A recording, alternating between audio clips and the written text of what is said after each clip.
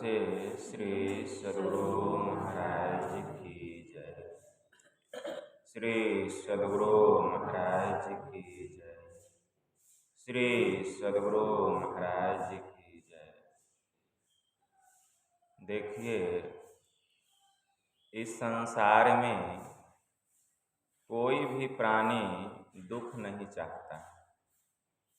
कोई भी प्राणी, आप इंसान को छोड़ दीजिए, पशु पक्षी को ही लीजिए, वह भी दुख नहीं चाहता। सबसे बड़ा दुख क्या है, इसको समझना पड़ेगा कि सबसे बड़ा दुख है क्या। बंधन। सबसे बड़ा दुख क्या है? बंधन। अगर एक पक्षी को आप पिंजरे में बंद करके रखिए, सोने के पिंजरे में रखिए, दूध भात दीजिए खाने के लिए, उसको रंग बिरंग का फ्रूट्स दीजिए, फल फूल दीजिए खाने के लिए, लेकिन फिर भी वह उस पिंजरे में रहना नहीं चाहता। चाहता है, सोचता है कब पिंजरा खुले और हम इस पिंजरे से निकल जाएं। तो कोई भी प्राणी बंधन में नहीं रहना चाहता। जब पशु पक्षी नहीं रहना चाहता, एक बकरी को आप बांध करके रखिए खुट्टे में और उसको खूब नरम नरम घास दीजिए, हरी हरी पत्तियां दीजिए खाने के लिए, खल्ली दीजिए, दाना दीजिए, लेकिन आप उसको खोल दीजिए, देखिए वो भाग जाएगा। गाय को लीजिए, उसको भी खुट्टे में बांध करके रखिए, वह भी बंधन में नहीं रहना चाहता है। तो जब एक पशु पक्षी बंधन में नहीं रहना चाहता है, तो इंसान कैसे बंधन में रहेगा? ठीक है ना?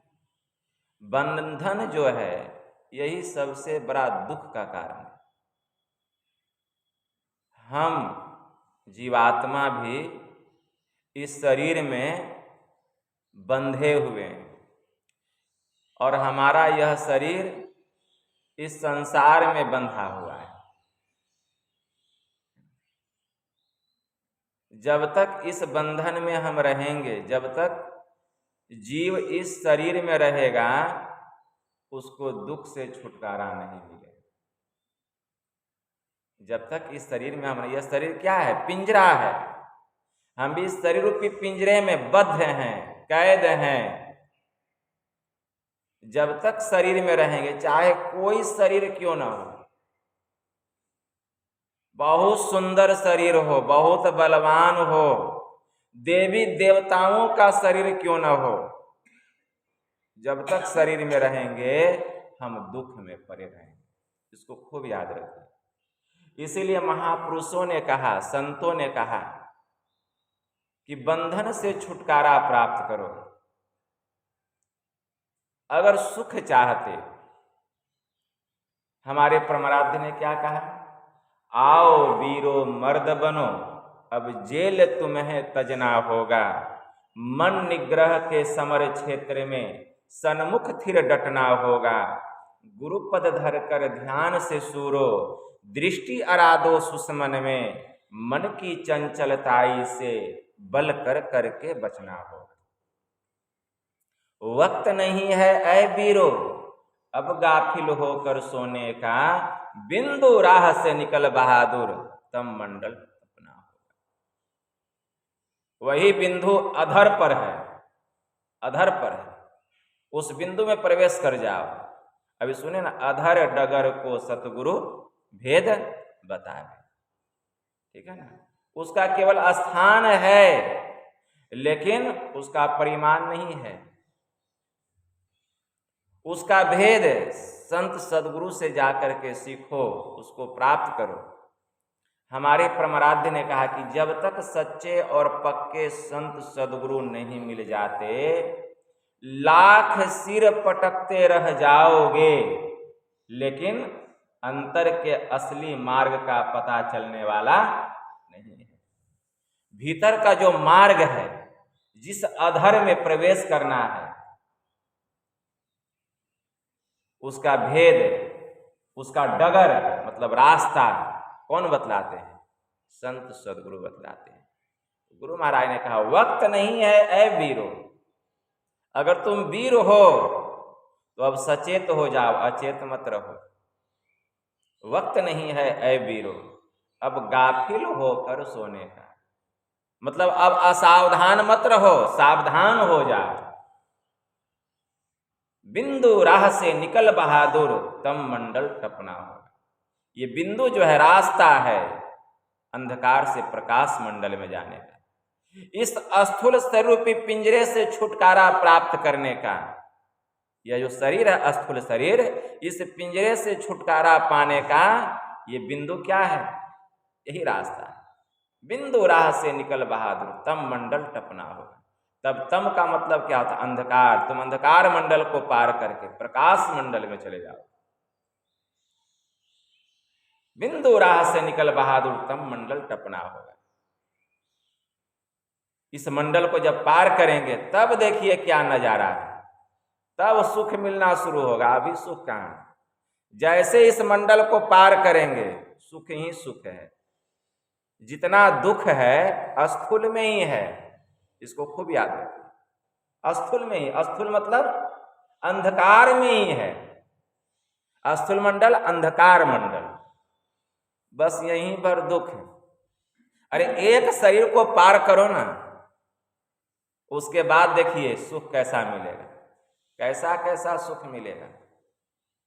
गुरु महाराज ने कहा दामिनी दमके चंदा चमके, सूर्य तपे ज्योति मंडल, इस मंडल के आगे वीरो और तुम्हें बढ़ना होगा। जैसे अंधकार मंडल को पार करेंगे कैसा सुख मिलेगा? दामिनी दमके मतलब बिजली चमक रहा है। जैसे जाएंगे प्रकाश मंडल में बिजली चमक रहा है, चंदा चमक रहा है, पूर्णिमा का सुंदर चांद सहस्त्र दल कमल में।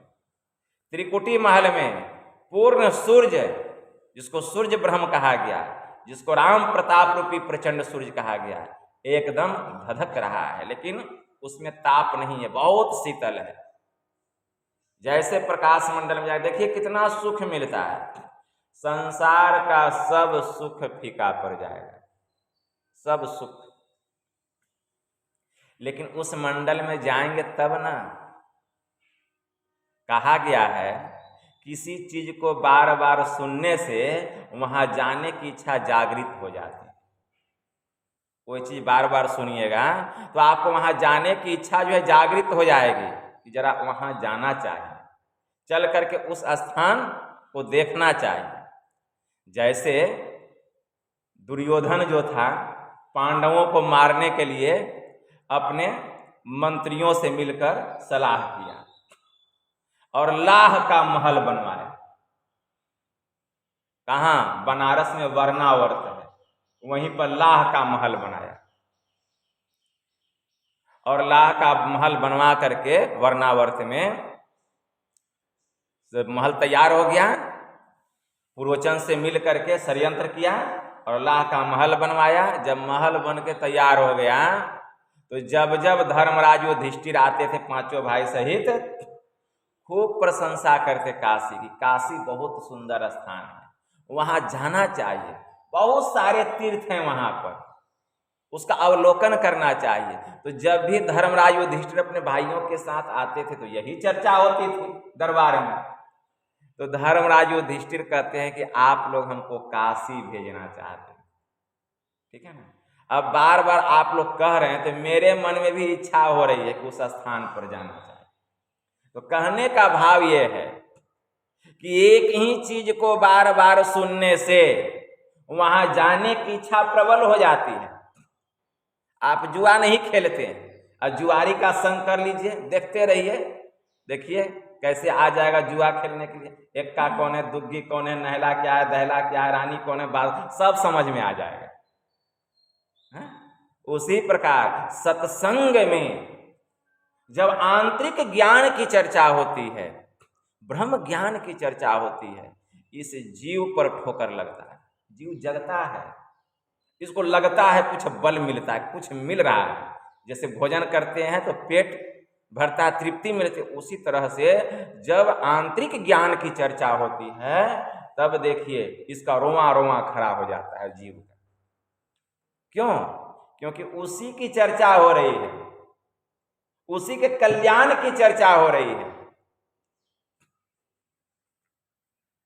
तब सबका बात सुन करके धर्मराज युधिष्ठिर अपने पांचों भाई पांडव सहित गए काशी।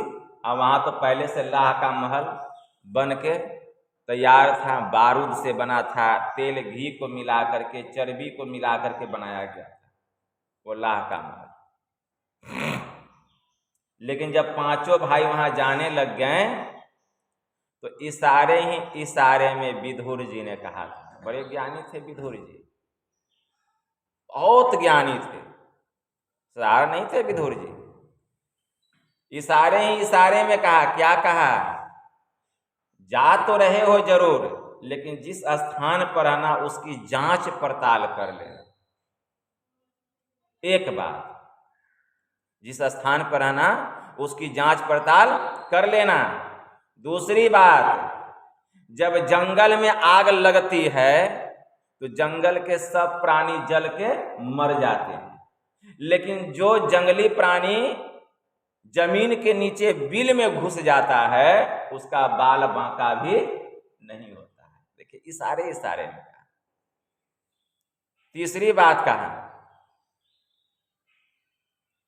कि दिन में सूर्य को देख करके दिशा का ज्ञान का पता लगाया जाता है, सूर्य को देख करके, और रात्रि में नक्षत्र को देख करके दिशा का पता लगाया जाता है।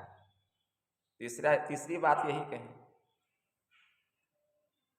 मतलब इशारे में विदुर जी धर्मराज युधिष्ठिर को गए। युधिष्ठिर भी बहुत बड़े ज्ञानी थे, साधारण बात नहीं है, बहुत विद्वान थे धर्मराज युधिष्ठिर। पांचों भाई पांडव चले। जब चले, महल था, एक बार कोई देख ले तो मोहित हो जाए, इतना सुंदर महल बना हुआ था। लेकर के चले, पांचों भाई जब प्रवेश किए तब देखते हैं कि सब लोग चला गया, केवल 5 भाई रह गए। तब धर्मराज युधिष्ठिर कहते हैं, भीम का घ्राण शक्ति बहुत तेज था, मतलब सूंघने की क्षमता बहुत ज्यादा थी। तो कहते हैं, भीम जरा सूंघ करके देखो तो यह महल क्या क्या बना हुआ है। जांच पड़ताल, जिस स्थान पर है ना, पहली बात जांच पड़ताल कर लें, जांच पड़ताल कर लें। तो जब भीम देखते हैं, नाक लगा के सूंघते हैं, कहते हैं भैया यह महल तो केवल बारूद से भरा हुआ है, बारूद पर खड़ा है, केवल माचिस का हल्का सा तीली लगने की देर है, चिंगारी, इसको जलने में देर नहीं लगेगी। सावधान हो जाओ, सब सावधान हो जाओ। विदुर जी ने दूसरी बात क्या कहा था, जब जंगल में आग लगती है तो जंगल के सब प्राणी मर जाते हैं, लेकिन जो प्राणी जमीन के नीचे बिल में रहता है उसका बाल बांका भी नहीं होता। तो धर्मराज युधिष्ठिर का देखो कहीं कोई सुरंग उरंग है क्या बाहर निकलने का? बिल का मतलब क्या हुआ? बुद्धिमान न थे धर्मराज युधिष्ठिर, संकेत तो कर दिए विदुर जी। गए, पैर मार रहे हैं जमीन में, एक पाया के पास में ढब ढब किया। कहा भैया यहाँ लगता है कि कुछ है, पाया के नीचे ढब ढब कर रहा है। तो देखा, हटा करके सुरंग है, वही रास्ता था बाहर निकलने। चलो अच्छा ठीक है।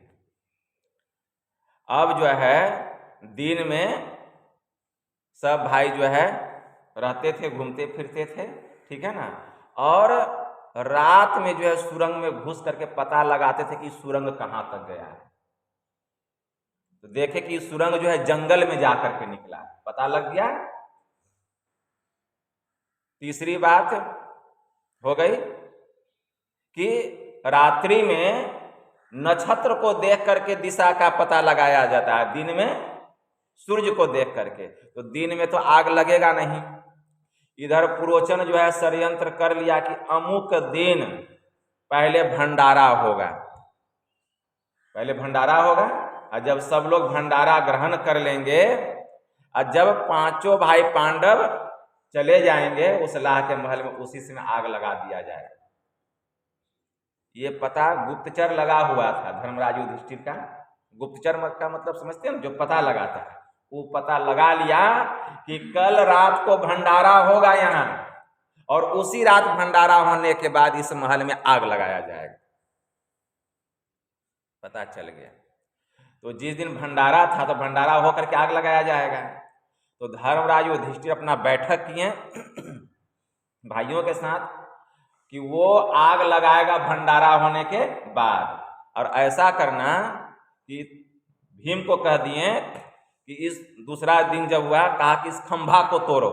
मारा एक फैट भीम, कम दम था उसको, 10,000 हाथी का बल था हाथ में, एक दो हाथी नहीं 10,000 हाथी का बल था। एक फैट मारा, खंभा टूट गया। और जैसे टूटा सुरंग एकदम रास्ता स्पष्ट हो गया, ठीक है ना, सब लोग घुसेंगे उसमें। कहा भीम देखो भंडारा हो रहा है और तुम अभी ये आग लगा दो। अरे वो तो आग लगाएगा भंडारा के बाद, और तुम अभी ये आग लगा दो, हम लोग सुरंग में घुस जाते हैं उस पार निकल, और तुम जल्दी से आग लगा के तुम भी घुस जाओ। बस उधर भंडारा हो रहा है। एक माई आई थी अपने 5 बेटे को लेकर के भंडारा में भोजन करने के लिए। और उसमें कौन था? द्रौपदी थी, माता कुंती थी, 5 भाई पांडव थे, ठीक है ना। अब क्या हुआ, उधर भंडारा हो रहा है, अब पुरोचन द्वारे पर खड़ा था, ठीक है ना, कि निकल के भागे नहीं लोग। द्वार पर खड़ा है कि 5 भाई पांडव निकले नहीं बाहर, पता है कि हाँ महल के भीतर में है। अब बस क्या किया, उधर जो वो तो भोजन हो रहा है, भंडारा हो रहा है, अब पुरोचन द्वारपाल बन के खड़ा है द्वार पर कि आग लगाएंगे, भंडारा हो जाएगा तो ये लोग को खिला पिला करके। और उधर भोजन हो रहा है, भीम जो है मारा फैट खंभा में, खंभा टूटा। अब दुर्योधन, ये धर्मराज युधिष्ठिर, नकुल, सहदेव, अर्जुन, द्रौपदी, कुंती सब उस सुरंग में घुस करके चले गए, लाह के महल से पार हो गए। इधर भीम जो है माचिस मारा, आग लगाया उसमें, और वो भी सुरंग में घुस गया और वो भी निकल गया पार। और पुरोचन सहित सब लोग भंडारा का भोजन करके निकल गए, केवल वही एक माई बच गई अपने 5 बेटे के साथ, वो भी जल करके मर गई, पुरोचन भी जल करके मर गया, और जितना भी दुष्ट प्रवृत्ति का उसका सैनिक सब था वो भी जल करके भस्म हो गया। और लाह का महल तो बारूद के ढेर पर था ही, एकदम विस्फोट की तरह आवाज हुआ, तहस नहस एकदम जमींदोष हो गया, वह जो महल था जमींदोष हो गया, ठीक है ना। अब दुर्योधन को पता चला कि महल जल करके राख हो गया। अब उसको क्या पता, वो बहुत खुश हुआ सुन करके। हाँ, इधर 5 भाई पांडव, माता कुंती, द्रौपदी सब जंगल में निकल गए, सबकी रक्षा हो गई। हाँ, जब उधर से दुर्योधन आया तो देखता है कि 5 गो मरा हुआ है और सबका मुंह जला हुआ है, क्या पता चलेगा। और उसका जो महिला थी उसका ही मुंह जल के वही मर गई है। बड़ा खुश हुआ कि 5 भाई पांडव जल करके भस्म हो गया। अब पुरोचन मर गया, उसका क्या गम है, पुरोचन भी मर गया जल करके उसी में, ठीक है ना, जो महल तैयार करवाया था। नहीं कहा गया कि जिसके लिए आप गड्ढा खोदते हैं तो सबसे पहले वो गड्ढा में वही गिरता है, तो सबसे पहले पुरोचन ही जल करके मरा, जो कि लाह का महल बनवाया था। तो कहने का भाव मेरा क्या है, मेरा भाव ये नहीं था, मेरा कहने का मतलब है कि यह जो शरीर है, हम लोगों का जो शरीर है, जिस शरीर में हम लोग रहते हैं, इस शरीर में हम बंधे हुए हैं, इस शरीर में हम बंधे हुए हैं। यह शरीर भी क्या है, एक तरह का लाह का ही महल है, इसको खूब याद रखिए। क्या होगा, इस शरीर से जीव निकल जाएगा तो लोग इसको क्या करेंगे, जला देंगे, जल करके भस्म हो जाएगा। अरे इस शरीर के जलने के पहले, जो चिता पर जलेगा, जो शरीर छूटेगा, उसके पहले, मरने के बाद कुछ नहीं होता है, मरने के पहले, शरीर छूटने के पहले आप ऐसी भक्ति कीजिए कि दुख से छूट जाए, इस शरीर को पार कर जाइए, कि आओ वीरो मर्द बनो, अब जेल तुम्हें तजना होगा, मन निग्रह के समर क्षेत्र में सन्मुख थिर डटना होगा, गुरुपद धरकर ध्यान से सुरो, दृष्टि अराधो सुषमन में, गुरु पद धर कर ध्यान से सूरो, दृष्टि अरादो सुषमन। इसका मतलब क्या समझे?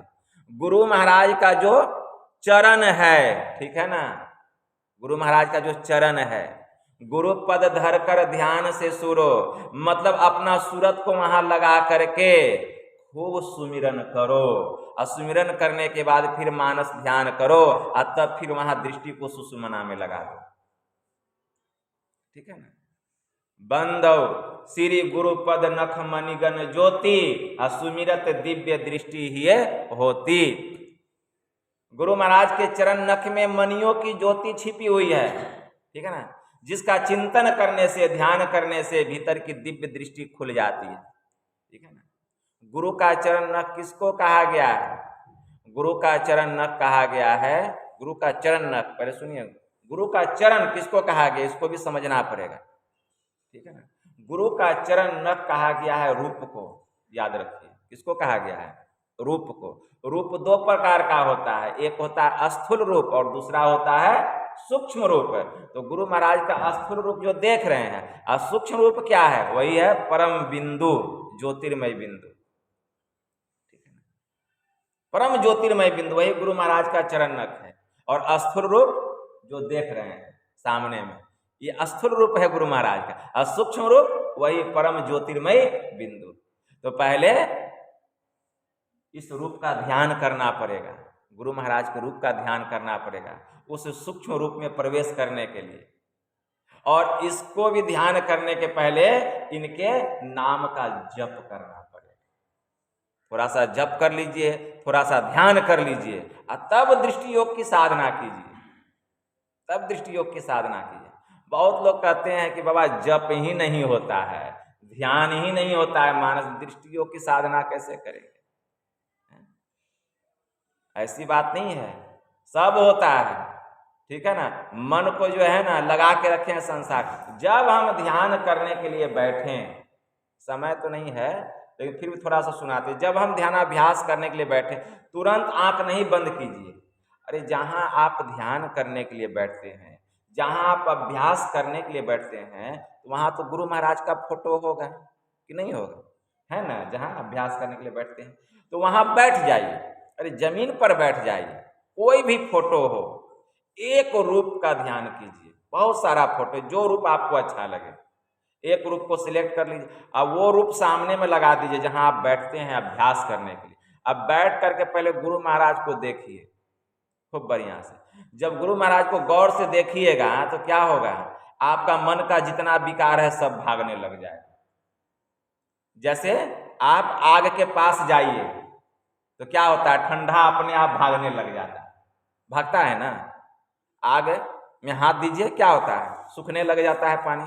उसी प्रकार आए हैं विषय भोग करके, घूम करके फिर करके, रूप रस गंध स्पर्श शब्द में लिप्त होकर के आए हैं।